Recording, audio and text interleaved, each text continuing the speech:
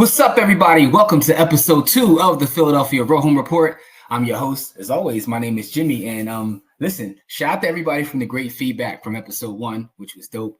Like, comment, subscribe this video, share it out to your friends and family that are interested in real estate, and specifically real estate in the city of Philadelphia. This is episode 2 of the Philadelphia Real Home Report. Like I said, I'm going to try to bring these episodes weekly, bi-weekly at the least, but I'm going to try to knock these episodes out weekly because there's a lot to talk about in terms of what's going on in Philadelphia real estate. There's always something to talk about in terms of what's going on with Philadelphia real estate. You know what I mean? And there's 2 things I can talk about: real estate, Bitcoin. I got a podcast for each. But this is the Philadelphia Real Home Report. So we're going to talk about what's going on in Philadelphia. And, it's episode 2, but I got another PowerPoint for you. You know what I'm saying? Like, that's what we're doing. I told you guys, I love to teach. I'm an educator at heart. So what we're going to do, we're going to jump into these slide decks, even for episode 2. We're going to get right into it. What we're going to look at in episode 2 is the market analysis. What I did was look at April of 2024 and compared it to April of 2025. We are now in the beginning of May in the year of 2025. So I wanted to see what is going on in the market. Now that April's closed, we had our closing and everything happened for April. How does April of 2025 compare to April of 2024, and what's going on in our overall market?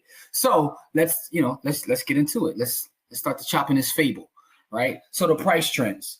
If you look at the median price, the median sales price is up 1.7% from 2024. And that's the list price, right? So that's how properties are listed. The listed price is up 1.7%. But then if you look at what actually sold, right? So just to kind of clarify that, you can list your property for whatever you want, right? You can say, I want $1 gazillion for your property, knowing it's only worth $100,000. You can do that. But if you go through a professional, and I'm pulling this data, by the way, from the multiple listing servers here in the city of Philadelphia. That's where the data comes from. If you're concerned about where I'm getting the data, data comes from the MLS, which is Bright MLS, in our local market. So the actual list price, the average list price in our city for April of 2025 is $300K. It's up 1.7% from 2024. So I want you to think about that. What people are asking for their property is up close to about 2%. What is actually selling for, though, is up 4.2%. It's now $275,000. So, the median, rather, not I said average, but I meant median. The median, right? Because the difference between median and mean is the average. And I'm going to break that down real fast, too, because sometimes, we always talk about averages and we say the average, but it's not average, it's the median. And the median is actually a better indicator of where we are, because the median takes into account highs and lows, and it gives you that middle point where when you take an average, and you guys remember this from grade school, you just take a bunch of numbers, you add them together and divide by however many observations you have. But what the mean does, and the mean is the average again, that takes into account like the fact that, let's just say for argument's sake, everything on the block is selling for $200,000 and you have one sale that's $1 million and another sale that's $1, right? That small sale and that high sale is going to throw everything off. But what the median does is it actually, kind of removes the outliers by not looking at those numbers. It gets right to the middle, or gets right to the middle of what it is. So in that example of what I told you, the median price would be $200,000, and the average would be somewhere else because it's going to be skewed by that high and that low. So the median is a better number to get an indication of what's going on in the market. So that's just a quick aside as we talk about looking at data, because there's mean, median, and then there's also something called the mode. I'm not trying to go way off topic, but the mode is if you have observations, let's just say that same block I gave you, you have $1, $1 million, you have a bunch of $200,000 homes, you have a couple 225s, a couple 215s. The mode would be where there's the most observation. So in that example, I said a whole block is 200,000. 200,000 would be the median and the mode for that specific example. I know I went off on a tangent, but that's what happened when I start talking about data and real estate in Philadelphia. But I'm going to bring it back to the objective, which is to talk about the market from April of last year to April of this year. But I'm only going to give you that context because the median is a better indicator of what's actually going on. And by looking at this, you see the median ask price or list price was $300K. The median sold price is $275, and both of them are up. One is up 1.7% from last year, but the sold price is actually up 4.2%, right? Now, this other data point, right, it says 4.2%, which is the price growth, which is outpacing inflation. That's what the statistics will tell you. right? Because inflation, right, is supposed to be about 2 to 3% per year. What I'll tell you is that number is a lie, because how we measure inflation here in this country, we could do a whole show on how inflation is measured. Inflation is not 4.2% per year. Well, not actually, it's not 2 to 3%. I don't even think it's 4.2%. I think it's much higher than that. And for those who don't know what inflation means, again, make sure I take a step back. Inflation is the cost of goods and services going up. So when you go to the pump and you see your gas is more, when you go to buy a steak and your steak is more, you go to buy milk, eggs is a big thing, right? Those numbers are going up significantly.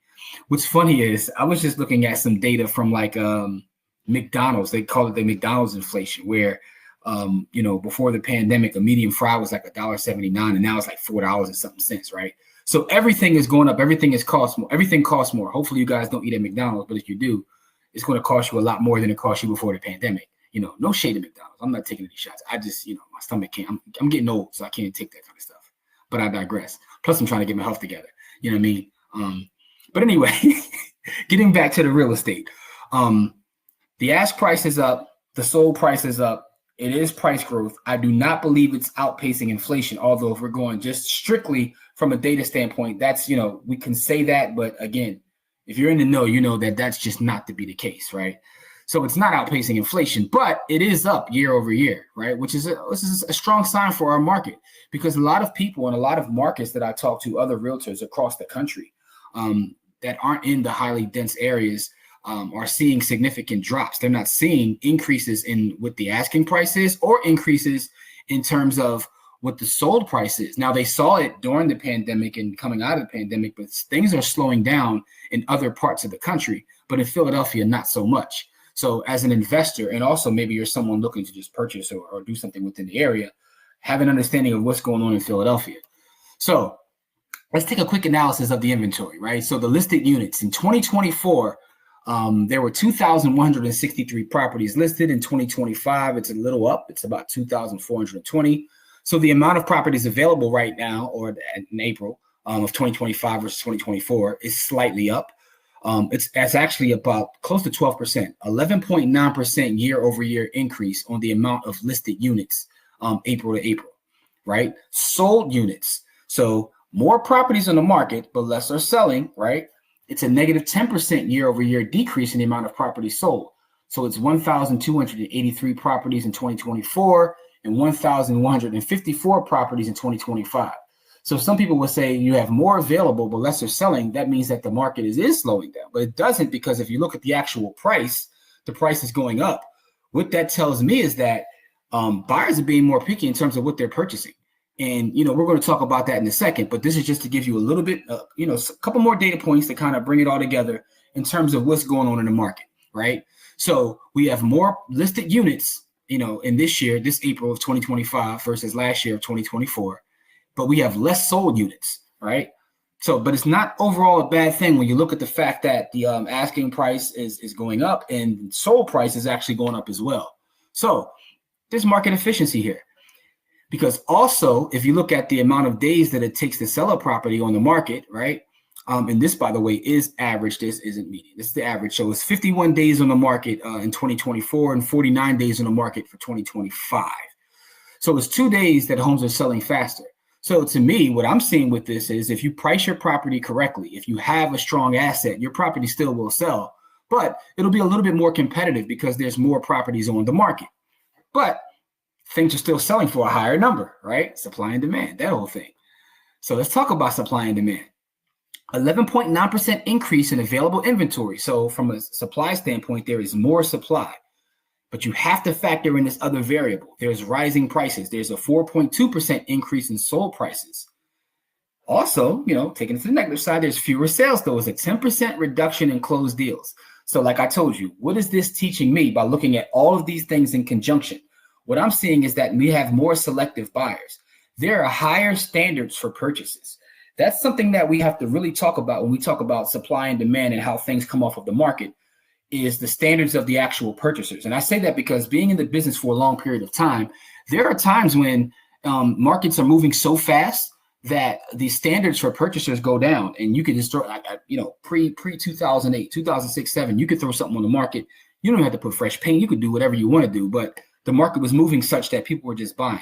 But now we have is not necessarily a tightening of the market, but you have more selective buyers, but people are getting higher numbers. So when your people are getting higher numbers, that means if you put a quality product on the market, you put a quality, and the same thing applies to the rental market, by the way, and we'll do separate episodes looking at the rental market, but this is the sales market, and this is specifically to residential properties in the city of Philadelphia. My bread and butter is residential. I talk about it all the time. I do understand commercial. We can talk about commercial in future episodes, but this is residential. And it gives you an indication of what's going on in the market. But the fact is, if you put a quality product out there, right, at a price that's reasonable, because the thing about it is people have more access to information now than ever before. So with that being said, people are doing their homework. So you have to put a quality product at a quality price. I'm not going to say affordable price, a quality price, because even on a higher end of the market, you can get that if you price it right. So you have to understand that things are selling for a higher price, but buyers are being more selective. So keep that in mind. If you're thinking about listing your property, if you're thinking about selling your property, understand that you have to put forth a quality product. By the way, as a side, if you are looking to sell your property in Philadelphia, hit me up. I got you. I'm not trying to sell you anything, but I got stuff for sale. You know what I'm saying? I got some rental units right now. You're looking to rent something? Holler at me too. But I digress. Let's get back to the data, right? So overall, supply and demand, as we look at the market from 2024 to 2025, we still have a relatively strong market in Philadelphia. Things are selling for a higher price. We do have a little bit more supply, not much, but a little bit more supply. And there's a reduction in the amount of closed deals. Now, with that being said, I'm going to watch this over time, because if I continuously see the listings increasing and we see fewer and fewer sales, that could be a sign of things changing. But as of right now, I wouldn't say they're changing based upon the fact that, we still is still close in terms of the amount that are selling, but there's also an increase in sold prices. So this is April over April. We're in May. I'm going to wait to the end of May to get May's data, and I'll do, an update for May. So month to month, if I do the Philadelphia Row Home Report, let's say, 4 weeks out of the month, 1 week will always be month over month what it looks like, right? Because I want to keep you guys updated on what's actually happening in the market. The other 3 weeks will be, more education. So I have several things that I've already outlined and created to bring to this podcast. I want to make sure the consistency is there with the podcast, but also do some teaching. So, you come away from this with a better understanding of what's going on in the real estate market. So the next episode will be more of a class in terms of education. But this one, we're talking about April over April. So let's keep it moving. Let's talk about the neighborhood price comparison. Something that stood out to me as I was looking through the data from April to April. I'm looking at what's going on in Center City, Fishtown, South Philadelphia, as well as West Philadelphia. And year over year, those prices are all increasing. And I bring that up because Philadelphia is truly a city of neighborhoods, like I said in episode 1. But a lot of people who aren't from Philadelphia and a lot of people who watch my content aren't in Philadelphia. They get confused because of the picture that's painted from Philadelphia from a social media standpoint, and also just the reputation of the city. This is a very tough city. It's a great city. I think it's the best city in all the country, but I'm a little biased here, but it is what it is.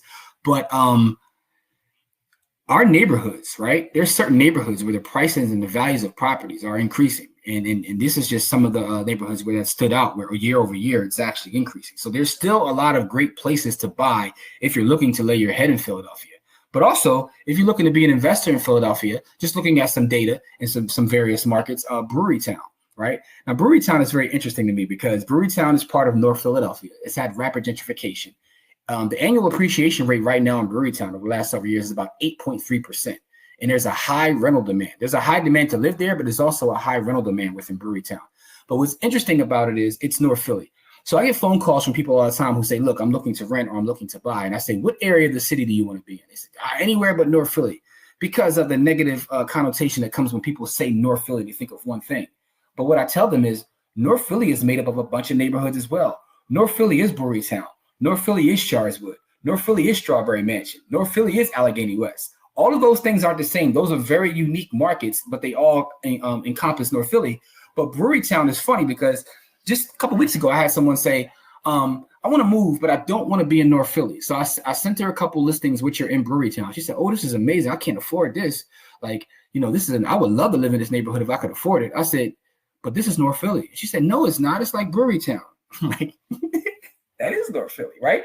And this is why I say, You have to really understand our local market before you can make proclamations about no anywhere but North Philly. And to that point, the next investor opportunity zone that I'm identifying by looking at data, right? This is data, is Kensington, right? It's about a 6.5% annual appreciation, but there's also a very strong flip potential going on over there. And the revitalization efforts are underway. So Kensington is now broke up in, West Kensington, East Kensington. So there's a lot of things going on. But what's funny about Kensington, or not funny to be honest with you, is when I have family and friends who live outside of the city and they see what happens on Kensington based upon, the open air drug market that kind of went viral, and it always goes viral. People see that, and that does take place in Kensington. And the interesting thing about that is people feel like all of Philadelphia is like that. I have like folks in Texas and folks in California who'll send me like a video of something that goes viral down there, and they say, "This is what you guys are doing." I'm like, dude, I don't live like that. Like my life is beautiful. I'm on the roof right now, like enjoying the greenery on the roof. Like that. I don't live like folks do in Kensington, because Philadelphia, like I said, is a city of neighborhoods. What happens there is one thing, but if you understand what's known as the neighborhood life cycle, which will probably be its own episode, because the neighborhood life cycle is such a strong component in terms of what happens with real estate. But if you understand that once things go rock bottom, where parts of Kensington actually have happened, there's only one place for it to go. And that's what you're going to see now. There are certain parts of Kensington that, you could have bought for 10, 20, 30,000 that are now going for 600,000, 700,000 because it hit rock bottom and now it's actually going the other way. So just keep an eye out over there, because there are still some deals out there. I had some wholesalers. Folks are still wholesaling even after the law change, but I digress. Whole other side note. Wholesalers send me some deals out in Kensington. Now, the thing is, if you take some of those deals, you still have to have a couple dollars. You got to be able to have holding costs, because everything hasn't changed. Again, it's going through one side to the other side. There's east and west. And as time goes on, both will be revitalized, but it could take some time. But right now, if you're looking to land bank and you have some capital, you just want to sit to the side, that, and by the way, it's not investment advice, because nothing I say on this podcast, this episode, or any other episode is investment advice. I am not your fiduciary. I'm just giving you what I'm seeing with the data. So also Southwest Philadelphia, shout out to Southwest, what I'm saying? Shout out to Reed Dollars. Anyway, university expansion is driving growth out Southwest. It's about 5.8% annual appreciation. And there's a lot of interest in student housing out there in Southwest Philadelphia. University City, which is another neighborhood in Philadelphia, those prices have gotten so sky high that now people are venturing into Southwest to kind of get the same experience. And Southwest, and I have a rental property right now available if anybody's looking. I got a 3-bedroom rental and a 2-bedroom.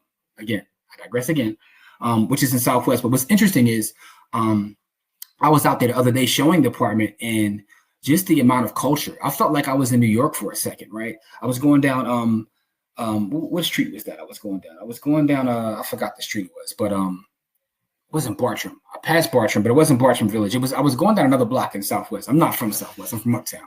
But I was like, just looking at the amount of restaurants. We had a lot of African restaurants. Then there was like, there was Asian restaurants. There was Latin restaurants. I was like, man, again, here I go talking about food. But I'm just saying, even stores out there, you just see like a strong presence of people from different cultures all getting together. And I'm like, man, and I'm watching it. And next thing I know, I see, Baltimore Avenue is where I was going down.